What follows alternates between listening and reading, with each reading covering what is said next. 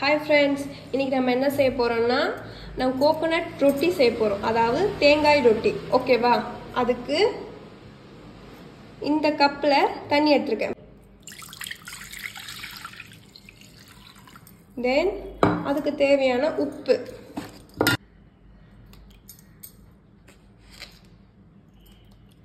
Okay? Okay friends, இதை இப்ப நம்ம கொதிக்க விடலாம். ஓகேவா? நான் எந்த கப்ல தண்ணி எடுத்தனோ அதே கப்ல அரை கப் அளவு தேங்காய் துருவல் எடுத்துர்க்கேன். ஓகேவா? இந்த தேங்காய் துருவலை எடுத்து நம்ம பால் எடுத்துறணும், தேங்காய் பால் எடுக்கணும். ஓகேவா? அதை நான் மிக்ஸில போட்டு இப்ப எடுத்துட்டு வரேன், காட்டுறேன் பாருங்க. ஓகே फ्रेंड्स, நான் சொன்ன அளவு மிக்ஸில போட்டேன். இதை அரைச்சிட்டு நான் பால் எடுத்துட்டு வரேன். ஓகே फ्रेंड्स, நான் இப்ப பாருங்க ஃபைன் பேஸ்ட் அரைச்சிட்டேன். இந்த அளவு அரைக்கணும்.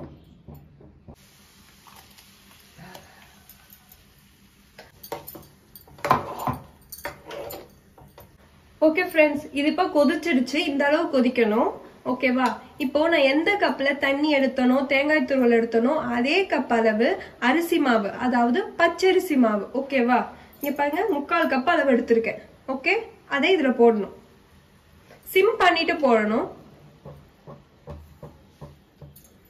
ஒரு பக்கம் போடணும், ஒரு பக்கம் கிண்டணும்.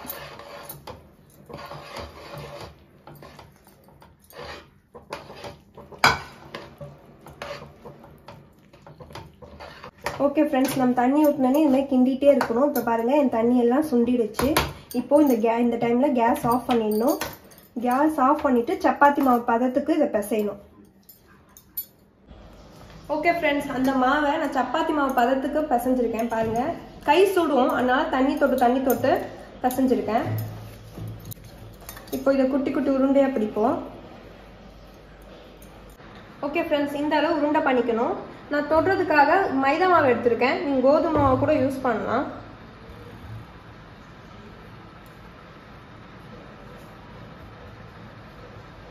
பொறுமையா ஊட்டணும். மாவுக்கும் வலிக்காம நம்ம கைக்கும் வலிக்காம ஊட்டணும். ரொம்ப பேப்பர் மாதிரி ஊட்டக்கூடாது. ஊட்டிட்டு இந்த அளவு ரவுண்ட் கட்டர் வச்சிருக்கேன். நீங்க வேணாம்னா நீங்க ஏதாவது மூடி எடுத்து கட் பண்ணிக்கோங்க.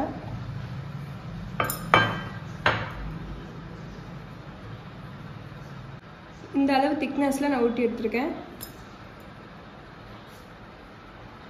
ஓகே फ्रेंड्स, இது எப்படி இருக்கும்னா நம்ம ஷவர்மால ஒரு ரொட்டி தருவாங்களே அதே மாதிரி இருக்கும். அதை சாப்பிட்றதுக்கு நம்ம இதை சாப்பிட்டு போகலாம். இது நல்ல டேஸ்டாகவும் இருக்கும். நீங்க கன்ஃபார்மா ட்ரை பண்ணி பாருங்க. பசங்க ரொம்ப விரும்பி இதை ரசிச்சு சாப்பிடுவாங்க. இது கூட சிக்கன் கிரேவி, மட்டன் கிரேவிலாம் அடி தூளா இருக்கும். இன்னைக்கு போகினால எங்களால் எடுக்க முடியல, அதனால எங்க வீட்டில் வெஜ் கிரேவி தான். ஓகே फ्रेंड्स, இப்போ 3 மட்டும் உருட்டி வச்சிருக்கேன் நான். தென் மாவு இது பிசையும் போது ஃபர்ஸ்ட் டிப் என்னன்னா, மாவு பிசையும் போது அடிக்கடி மாவு ட்ரை ஆயிடும். அதுக்கு என்ன பண்ணணும், தண்ணி தொட்டு அது பிசையணும். ஓகேவா? அதுக்கப்புறமேட்டு இந்த மாதிரி உருண்டை பிடிச்சி இந்த மாதிரி மீடியம் சைஸ்ல எடுத்துக்கணும். தென் இதை தோசை கல்ல நெய் ஆர் எண்ணெய் விட்டு திருப்பி போடணும். அதை காட்டுறேன் உங்களுக்கு.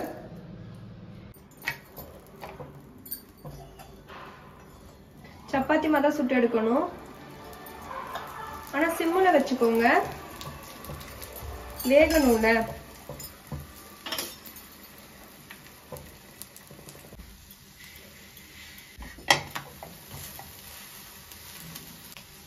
ஓகே फ्रेंड्स, இப்போ திருப்பி போட்டு நான் மீடியம் ஃப்ளேம்ல வச்சுட்டேன். இப்போ கொஞ்சம் எண்ணெய் ஊத்திக்கலாம்.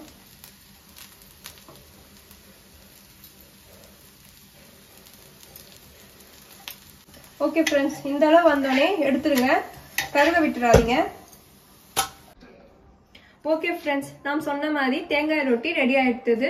அதாவது கோகனட் ரொட்டி. ஓகேவா? இதுக்கு சைட் டிஷ்ஷா mutton gravy, chicken gravy, veg gravy எது வேணா செஞ்சுக்கலாம். எங்க வீட்டுல நாங்க வெஜ் கிரேவி தான் செஞ்சிருக்கோம். சரி வாங்க சாப்பிடலாம்.